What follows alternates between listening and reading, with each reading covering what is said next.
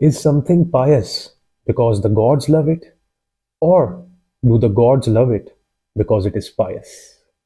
ये सवाल रखा था एंशियंट ग्रीक फिलोसोफर सोक्रेटिस ने। और इसी से आज हम समझने की कोशिश करेंगे कि उन्होंने किस तरह से क्रिटिकल थिंकिंग करके जो ट्रेडिशनल या पुराने नॉर्म्स, ट्रेडिशंस, ख्यालात चले आ रहे थे, उनको सोच समझ की बुनियाद पे या आप कह लें कि एविडेंस की बुनियाद पे चैलेंज किया। और चैलेंज इस मकसद से नहीं होता क्रिटिकल थिंकिंग में कि आप किसी को पिछाड़ दें, हरा दें। उसका मकसद होता है कि आप एक हायर रियलिटी तक, एक एक यानी सच के करीब बेहतर तरीके से पहुंच सकें। तो आज हम सोक्रेटिस के की एग्जाम्पल से समझने की कोशिश करेंगे, बिल्कुल वैसे ही जैसे लास्ट वीडियो में हमने रैशनल इंक्वायरी डिकार्ड्स की एग्जाम्पल से समझी थी। Welcome to the third video of this amazing series, जिसमें हम फिलोसफी को डिस्कवर कर रहे हैं, आसान करके समझ रहे हैं, उसको डिकोड कर रहे हैं। अच्छा जी, अब सोक्रेटिस रहते थे एथेंस के अंदर।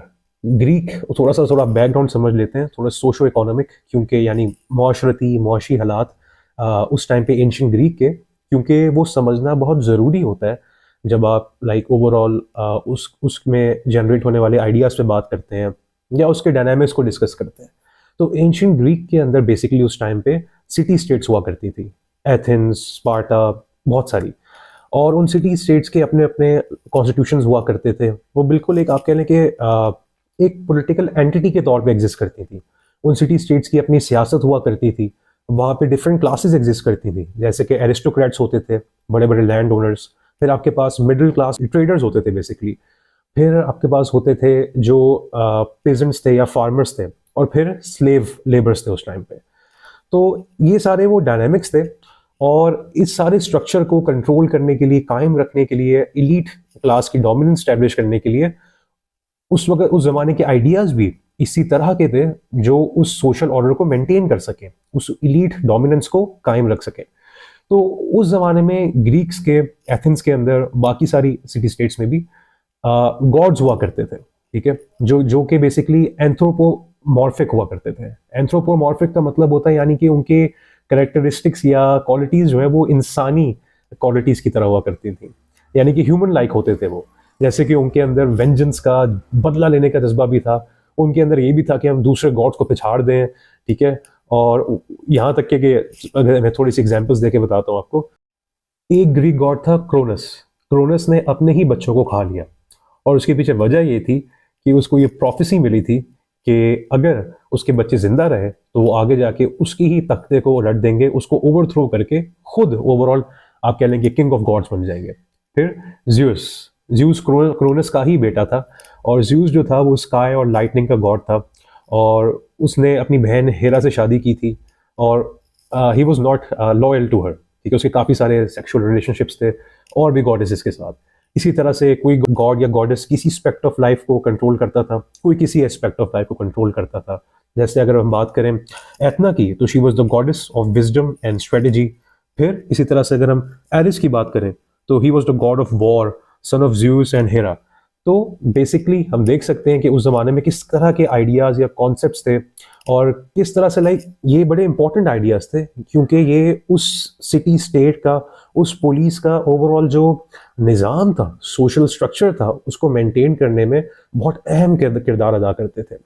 आप इसको यूं समझ सकते हैं कि जो आपके लोअर क्लासेस या मिडिल क्लासेस या जो एथेंस में एग्जिस्ट करते थे, उन्हें मुख्तलिफ रिलीजियस रिचुअल्स परफॉर्म करने होते थे, और ये रिचुअल्स टाइड होते थे ओवरऑल उनके उस किरदार में जो वो प्ले करते थे उस सिटी स्टेट की फंक्शनिंग के अंदर।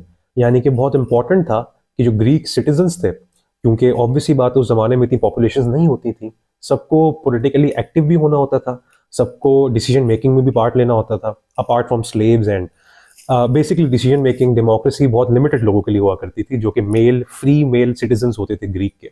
बाकी सबको भी ऑब्वियसली अपने अपने रोल्स के मुताबिक ऑपरेट करना होता था ताकि वो सिटी स्टेट फंक्शन कर सके। तो एथेंस के अंदर इसी तरह का मामला था। अब जब सोक्रेटिस ने इस तरह की बात की तो उससे बेसिकली क्या इम्पैक्ट पड़ा?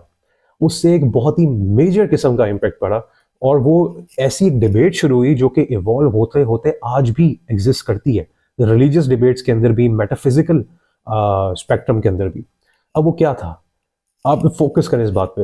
अब लोग उस वक़्त चीज़ों को पायस यानी कि रिलीजियस या आप कह लें कि मॉरली करेक्ट या अच्छा समझते थे इन टर्म्स ऑफ के जो उनके खुदाओं को खुश करती थी, ठीक है?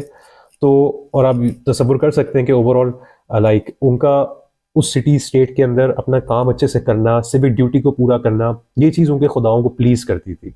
और इससे आप अंदाज़ा भी लगा सकते हैं कि कितना ज़रूरी था ये चीज़ उस वक़्त के एरिस्टोक्रेट्स या डोमिनेंट रूलिंग क्लास के लिए कि वो इस तरह के आइडियाज़ को लोगों को इन आइडियाज़ के इससे कंट्रोल कर सकें, ठीक है? उनसे वो रिचुअल्स परफॉर्म करवा सकें कि जिससे ओवरऑल उनका ध्यान यही इसी उसमें रहे कि वो गॉड्स को प्लीज़ कर सकें, अपना काम अच्छे से करें और ये कि गॉड्स उनसे नाराज़ ना हो, गुस्सा ना हो। गॉड्स के नाराज़ हो जाने की वजह से ग्रीस के अंदर ओवरऑल सिटी स्टेट्स की और मुख्तलिफ फैक्शंस की लड़ाई भी होती थी। वो गॉड्स आपस में लड़ते थे, लोगों का कॉन्सेप्ट ये था और उनकी लड़ाई की वजह से लोग भी आपस में लड़ते थे और इंस्टेबिलिटी, केओस वगैरह होता था, ठीक है? तो ये सारे डायनामिक्स उस वक़्त के। सोक्रेटिस ने क्या कहा? सोक्रेटिस ने एक सवाल उठाया कि कोई चीज़ लाइक अच्छी, मॉरली करेक्ट या आप कह लें कि अखलाकी तौर पे अच्छी इसलिए होती है कि गॉड्स उसे पसंद करते हैं। यानी कि गॉड्स ने पहले से ही तयन किया हुआ है या एग्रीमेंट किया हुआ है आपस में कि ये चीज़ हमें पसंद है और यही लोगों को करनी है, ठीक है?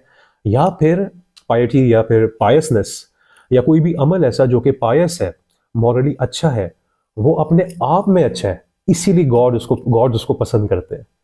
इस सवाल ने की जो इम्प्लीकेशंस थी, जो आप कह लें कि इसकी वजह से सोच उभरी लोगों के अंदर, सबसे पहले तो ये था कि ये गॉड्स तो काफ़ी ह्यूमन लाइक कैरेक्टरिस्टिक्स रखते हैं। तो ये गॉड्स कैसे आपस में एग्री कर सकते हैं कुछ चीज़ों के ऊपर, जबकि इनकी आपस में इतनी ज़्यादा जेलसी भी है, इनको बदले भी लेने होते हैं, आपस में लड़ते भी हैं। तो ये कैसे कंक्लूजन पे पहुंच सकते हैं कि ये चीज़ पायस है और ये चीज़ पायस नहीं है, ठीक है? और फिर ये राइट कंक्लूजन पे कैसे पहुंच सकते हैं? ये तो उस तरह से अकली किस्म का ऑर्डर नहीं है एंशिएंट ग्रीस में, रैशनल किस्म का डिवाइन ऑर्डर तो नहीं हमें देखने को मिलता। ये गॉड्स तो आपस में लड़ते भी हैं, गुस्सा भी करते हैं।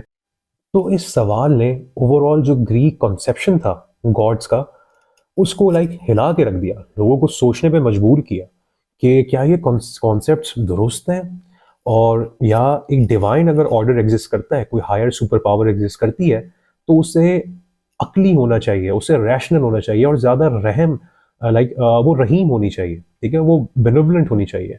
तो ये सारी चीज़ें लोगों के सामने आई और फिर आगे भी इस पे डिबेट्स चलती रहीं ओवर द सेंचुरीज, आज तक यही सारी बातें होती हैं। लाइक ऑब्वियसली इवॉल्व किए हैं कॉन्सेप्ट्स, लेकिन उनकी बिना जो है वो आप कह सकते हैं कि हमें वहाँ से मिलती है। फिर दूसरी चीज़ ये कि अगर लाइक गॉड्स ने ये चीज़ फिक्स नहीं की है, तो अपने आप में ही क्या चीज़ों में ऐसी खूबियाँ होती हैं जो उन्हें पायस बनाती हैं, उन्हें इखलाकी तौर पे बुलंद या अच्छा बनाती हैं? ये चीज़ भी एक डिबेट सामने आ गई, ठीक है? तो ये बड़ी अहमियत रखता था ये सवाल। इसी तरह सोक्रेटिस ने अपने सोक्रेटिक मेथड ऑफ क्वेश्चनिंग के ज़रिए बाकी सारे कॉन्सेप्ट्स को भी चैलेंज किया। लाइक वो एक्ट करता था कि जैसे मैं तो एक मुझे कुछ नहीं पता है, ठीक है? मैं तो एम ही बंदा हूँ। मैं आपसे लर्न करना चाहता हूँ, सीखना चाहता हूँ। फिर वो लोगों से पूछता था कि what is virtue? What is justice? और मतलब डिफरेंट जो कॉन्सेप्ट्स थे लोगों के, उनको झंझोड़ता था। किस तरह से? अब जस्टिस के बारे में मैं पहले भी अपनी वीडियोज़ में ये डिस्कस कर चुका हूँ। जस्टिस के बारे में अगर उसे कोई ये जवाब देता था कि जस्टिस तो ये है कि आप अच्छे आर्ग्यूमेंट्स प्रेजेंट करें और अपनी ज़्यादा अच्छी आप कह लें कि आर्ट ऑफ परसुएशन की वजह से आप जो है आपके फेवर में रूलिंग हो जाए। फिर वो ये बात करता था कि क्या ये वाकई में जस्टिस है? क्योंकि हो सकता है कि आप आर्ट ऑफ परसुएशन अब अच्छी कर रहे हैं, ठीक है? जैसे फॉर एग्जांपल आज के ज़माने में आपने वकील अच्छा लिया हुआ है, बट सच जो है वो दूसरी साइड से आ रहा है, ठीक है? और या फिर आप कह सकते हैं कि जो दूसरी साइड है वो इनोसेंट है। तो क्या ये वाकई में इंसाफ की, जस्टिस की करेक्ट डेफिनेशन है? इस चीज़ ने आप तसव्वुर करें कि इन सारे कॉन्सेप्ट्स ने किस तरह से इंसानों के की इंटेलेक्चुअल एवोल्यूशन में एक बेहतरीन किरदार अदा किया। वो सबकी जो ओरिजिन्स हैं, जो बिना है, हम वहाँ से ट्रेस कर सकते हैं इन सबको। ऑल्दो कि सोक्रेटिस के ने खुद से कुछ नहीं लिखा और उसके ज़िक्र जो हमें मिलता है वो उसके स्टूडेंट्स की वर्क्स में मिलता है, जैसे कि प्लेटो के वर्क में मिलता है, ज़ीनोफोन के वर्क में मिलता है। बट जो भी ये सारी की सारी कॉन्सेप्ट्स हैं और जो हमें इल्म मिलता है एंशिएंट ग्रीस से, इसे पढ़ने से, समझने से हमारी सोच के नए दरवाजे खुलते हैं। बहुत सी नई चीज़ों पर रिफ्लेक्ट करने का मौका मिलता है और हाँ, वेस्टर्न थॉट के ऊपर ह्यूज फुटप्रिंट है सोक्रेटिस का। अच्छा, अब वीडियो को कंक्लूड करते हैं। तो ओवरऑल इस सवाल की वजह से लोगों के जहन में फिर ये आइडियाज़ आगे जाके आए कि उन्होंने डिस्टिंग्विश करना शुरू किया कि ये सारे religious ideas, beliefs, norms, traditions, rituals, ये असल में बेनिफिट किसे कर रहे थे। और अगर देखा जाए तो इन सारे फेस्टिवल्स को, रिचुअल्स को स्पॉन्सर करने वाले, इसमें प्रीस्टहुड की जो आप कह लें कि जो जो पोजीशंस थी उनको ऑक्यूपाई करने वाले एरिस्टोक्रेट्स हुआ करते थे ज़्यादातर। और जिन लोगों को काम पे लगाया जाता था ताकि वो उस सिटी को फंक्शन करने में अपना एक रोल प्ले कर सकें, और जो ऊपर वाली क्लास है वो फिलॉसफी और डिफरेंट टॉपिक्स को डिस्कस करें और आप कह लें कि मज़े करें, एंजॉय करें ओवरऑल लाइफ को, उस सबको मेंटेन रखने के लिए आपने नीचे वाली क्लासेस को कोई ना कोई ऐसे आइडियाज़ देने थे जिनकी बेस पे वो फंक्शन कर सकें, और जिनसे वो इस तरह से अटैच रहें कि वो अपनी आइडेंटिटी उनमें तलाश करें उन रिचुअल्स के अंदर, और रिचुअल्स को परफॉर्म करना अपना एक ऑब्लिगेशन समझें। इसीलिए काफ़ी सारे फेस्टिवल्स भी हुआ करते थे एंशिएंट ग्रीस के अंदर, जिसके अंदर लोग सेक्रीफाइसेस देते थे डिफरेंट गॉड्स को, गॉडेसेस को, और फिर उनको एंटरटेनमेंट भी प्रोवाइड की जाती थी ताकि वो रियल इश्यूज से उनका ध्यान हट सके और वो उस एंटरटेनमेंट पे फोकस कर सकें। इसी तरह से थेस्मोफोरिया का एक फेस्टिवल होता था जो कि ग्रीक वुमेन के लिए एक्सक्लूसिव था, जिसमें वो फर्टिलिटी के लिए दुआएं मांगती थीं और उनको इंकरेज किया जाता था इस सब के लिए।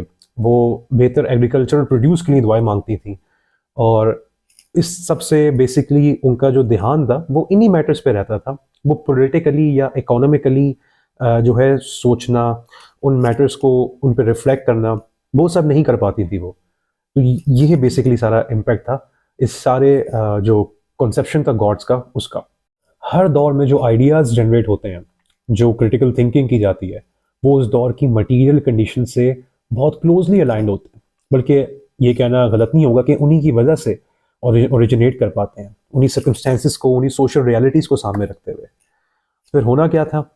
होना ये था कि फिर उसके बाद सोक्रेटिस को एक ऐसा शख्स कंसिडर किया गया जो कि एथेंस के अंदर इम्पाइटी को फैला रहा था और ओवरऑल यूथ को या नौजवानों को करप्ट कर रहा था अपने आइडियाज से। तो 399 BCE में उसे उसका ट्रायल हुआ, उसको सज़ा सुनाई गई, और उसको सज़ा के तौर पे उसने जहर या हेमलॉक जो है उसको पी लिया। तो yes, this was Socrates, his story, his critical thinking. And yes, Socrates की डेथ तो बेशक हो गई थी उस ज़माने में, लेकिन उसकी आइडियाज़, उसकी थिंकिंग और ओवरऑल जो जिस तरह से उसने चैलेंज किया था ओल्ड ट्रेडिशंस को, वो सारी जो रवायत है वो आज भी चली आ रही है, और उसका बहुत बड़ा रोल है हमारी जहनी, हमारी इंटेलेक्चुअल एवोल्यूशन के अंदर। तो आए, let's appreciate seeking knowledge and thinking critically even more.